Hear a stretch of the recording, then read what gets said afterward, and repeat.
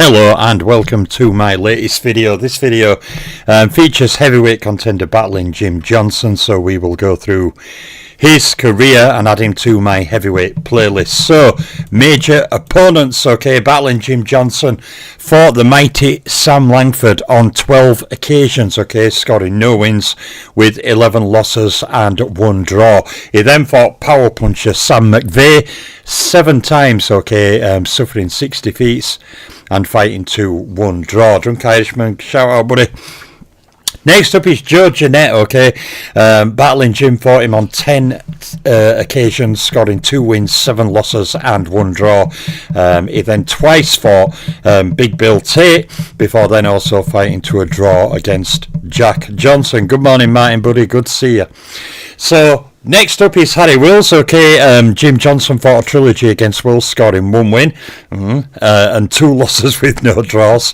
He also fought and lost to the dangerous Kid Norfolk before fighting a trilogy of fights with the ghost of Joplin, Jeff Clark. Good morning, Martin, as well. Good to see you all. Fighting 1 win, 1 loss and 1 draw. Next up, Charlie Stevenson, battling Jim, defeated him, and then he also fought to a draw against heavyweight contender Al Kubiak. Next up is a defeat in a singular fight to Porky Dan Flynn, battling Jim, then twice fought Jack Thompson, scoring 1 win and 1 draw. He scored a singular win over Big Tom Cowler before fighting to a draw against heavyweight contender Tony Ross. Now, one interesting thing about battling Jim Johnson is he was not a very refined fighter. He was just very big and very heavy and very durable. So in a lot of fights, he wasn't outboxing opponents. He'd maul them and sap them, use his weight on them. But he wasn't the most skilled. So when he fought more skilled fighters, they were more than capable of defeating him. But he was a big lump in there, and he was hard to get rid of. Now, from his 84-fight professional career, when you think about his level of opposition, one thing I've always said about battling Jim is even modern pound-for-pound fighters, have much better success at title level.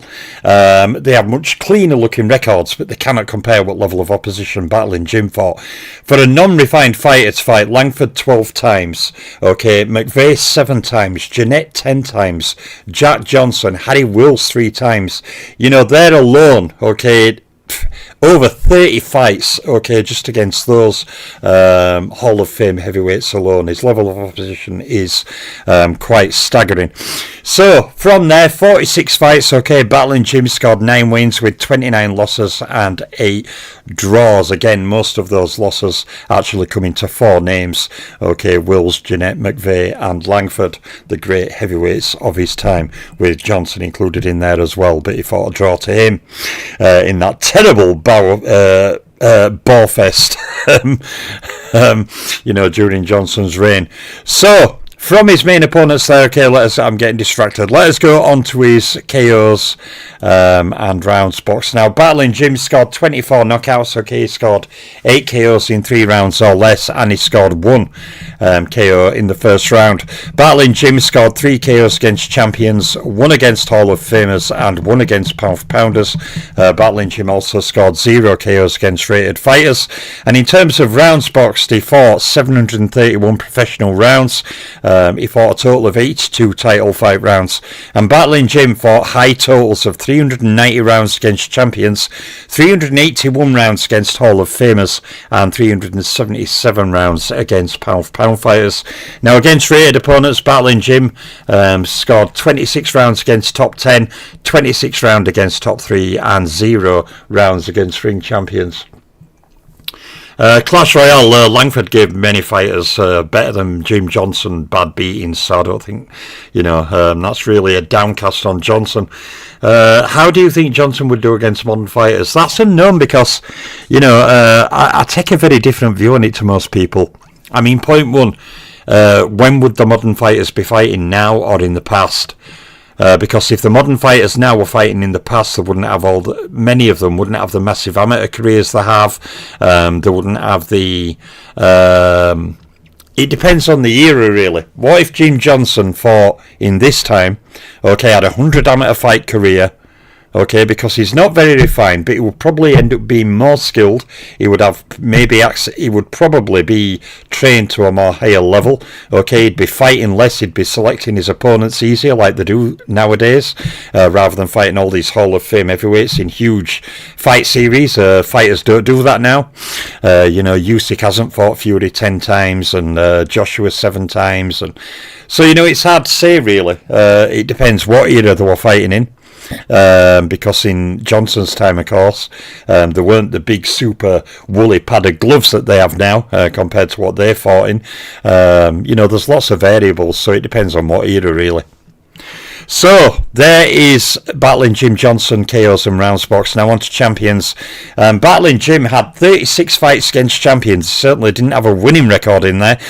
He scored 5 wins, 27 losses and 4 draws. He defeated 3 individual champions. They were Joe Jeanette, Bill Tate and Harry Wills. He scored knockout as a stoppage over 2 of them, Bill Tate and Harry Wills. And when we look at the Hall of Fame slide, we see another massive total. 34 fights against Hall of Famers, including 3 wins, 27 losses and 4 draws. And Battling Jim defeated 2 Hall of Famers, Joe Jeanette and Harry Wills, and he scored knockouts over 1 Hall of Famer individually. That was Harry Wills. I'm starting to get used to airflow. I had a tooth and I got a knock from the dog. So the dog headbutted me and it loosened a tooth and tooths come out. He's waggled loose over a week and a half. So basically, yeah, we're playing with him. I'm a bit silly with him. And it caught me because the dog's head is very hard. So he headbutted me right on front at chin. And it loosened one of my teeth up front. So I'm going to get something in to cover that gap. But it's left an airflow change in my mouth and it's really bizarre. I guess the moral of the story is be careful playing with the dog, okay, because evolutionary wise, they are animals that lived in the wild and hunted. They're very tough, very durable, heavily muscled, so generally not a good idea to get into a headbutting contest with a dog.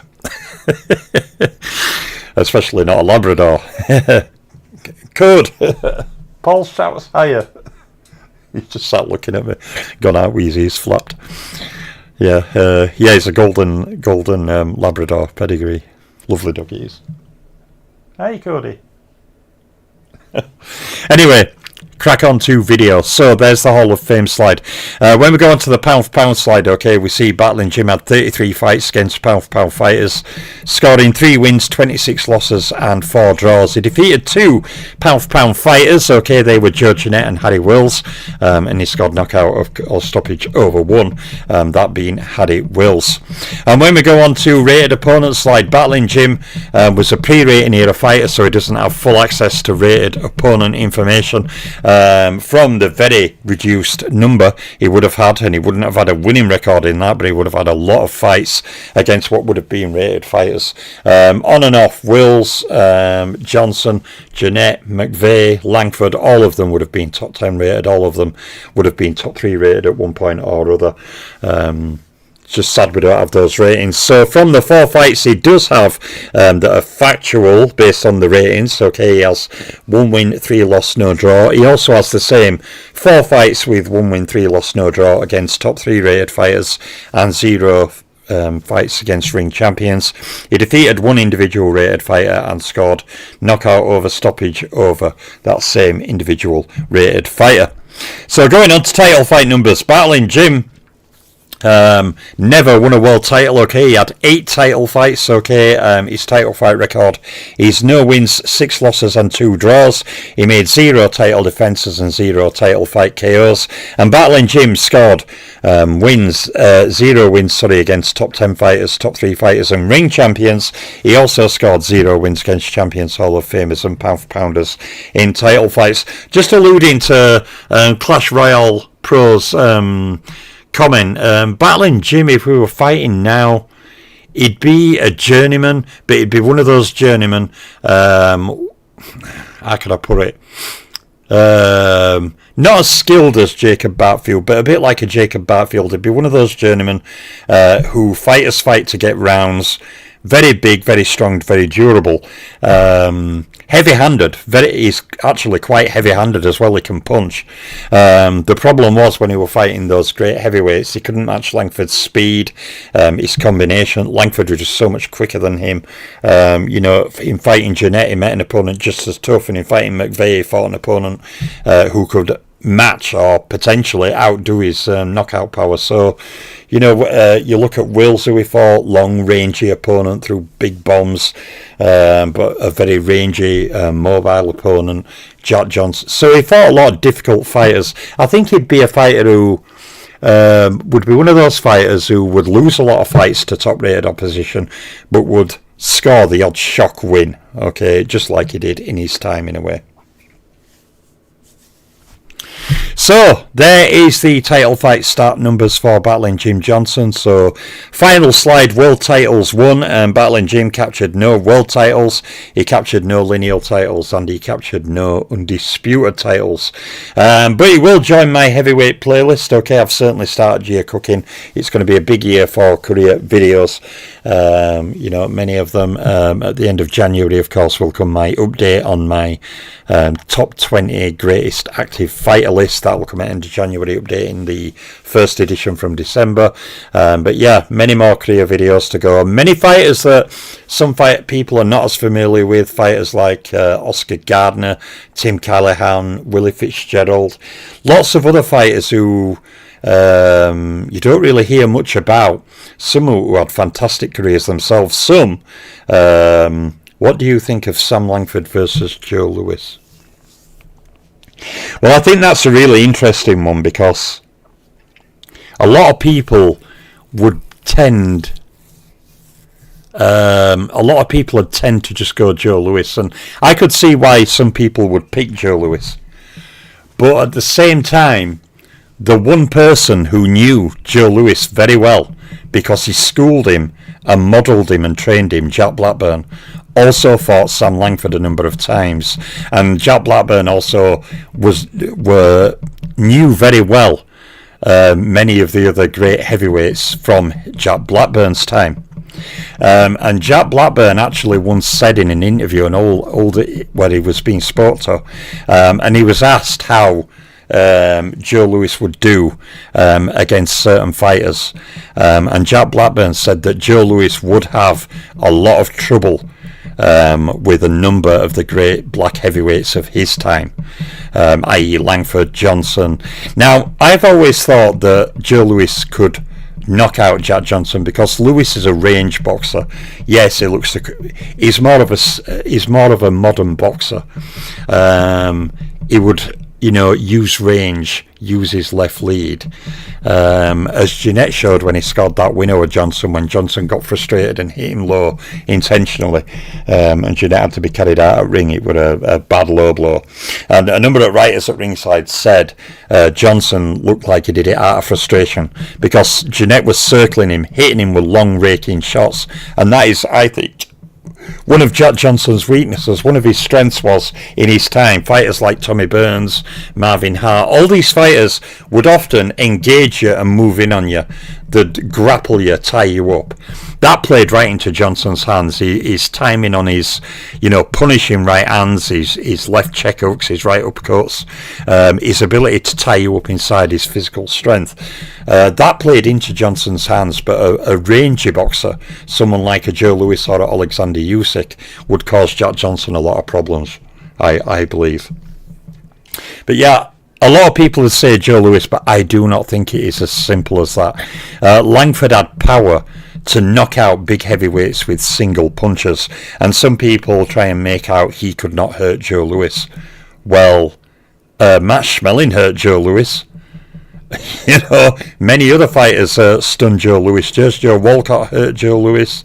So if they can hurt Joe Louis, then Langford, being the mighty knockout puncher he was, who could knock out 230, 240 pound heavyweights, trust me, Sam Langford could hurt him as well. The one advantage Sam Langford had over that many of Joe Louis's opponents didn't is that quick lightning speed in and out.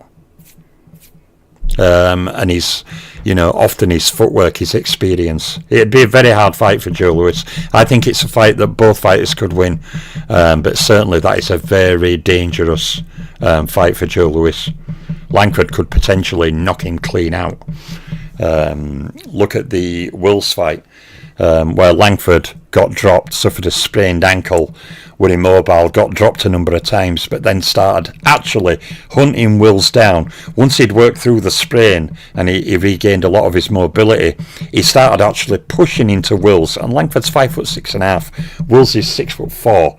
Okay, so you think a small guy pushing forcibly into a big puncher like Harry Wills, and he started to hit on him, and he flattened him with a punch from gods.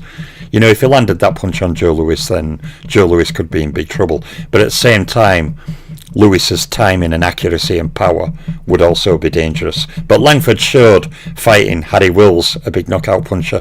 Fighting Sam McVeigh, probably one of the hardest pound-for-pound punchers of Langford's era. In fighting those guys, Langford wasn't easy to knock out either. So yeah, it's an interesting fight.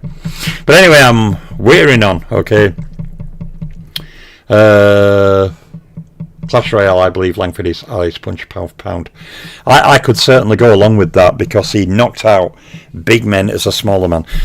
Basically what Langford did, it would be like Naseem Ahmed turning pro around feather super feather, and then Naseem Ahmed, okay, going up to heavyweight in 90s and knocking out big top 5 rated heavyweights. I mean, thinking about it in that manner, yeah, that's not normal. Langford was not normal. He was not a normal. Because someone said to me, yeah, but Langford was just a lightweight. No, he was not a normal lightweight. His legs, his set, his shoulders. He was a small man, but he was a very powerful build. So he could generate a lot of knockout power. Much more so than your average lightweight, etc., etc. Anyway, there's battling Jim Johnson. He'll join my heavyweight playlist. I've got a number of videos coming over coming days. I'm going to feature some of those more relative unknown fighters beginning tomorrow, or maybe I might do it tonight. I'll see. A tough contender called Babe Herman. We will go through Babe Herman's career, and I will introduce you to him. Langford was dangerous. He was almost 200 pounds against Bill Tate also. Yeah, Langford in his later career, when he was aging, and when he was letting himself go more, could balloon up. Generally, Langford's best weight were between 165 and 178, but often he would go above that, especially later in his career in the mid-1910s. Sometimes earlier than that, he could sometimes weigh in actually quite heavy. When he were in between 165 and 178, he was a force of nature because he was quick, he was agile, he wasn't lumping all the weight around. Langford always had great stamina. He could fight 20 rounds, no problem. He could fight 15 rounds, no problem. Even fighting bigger men, sometimes who outweighed him by 20 or 30 or 40 pounds even. He could still fight them big men. Over many, many rounds he could maintain. He had great endurance, great stamina. He was durable. He could be hurt, he could be dropped, of course. But, when you're a massive puncher and you've got speed and you've got a chin and you've got stamina and you've got endurance, you are a dangerous fighter no matter how big you are. Anyway, there you are. There's battling Jim Johnson. More videos coming over coming days. Big shout out to everyone in chat. Clash Royale Pro 698. Good to see you. I don't know if I've seen you before on my live chat, but yeah, good to see you. And to Paul, Martin, Drunk Irishman, and My Buddy Random. I think I saw My Buddy Random in there. Yes, I did. Good to see you, buddy, as always. Yeah, there's battling Jim Johnson. I'll be back soon with more videos. I'm out for now.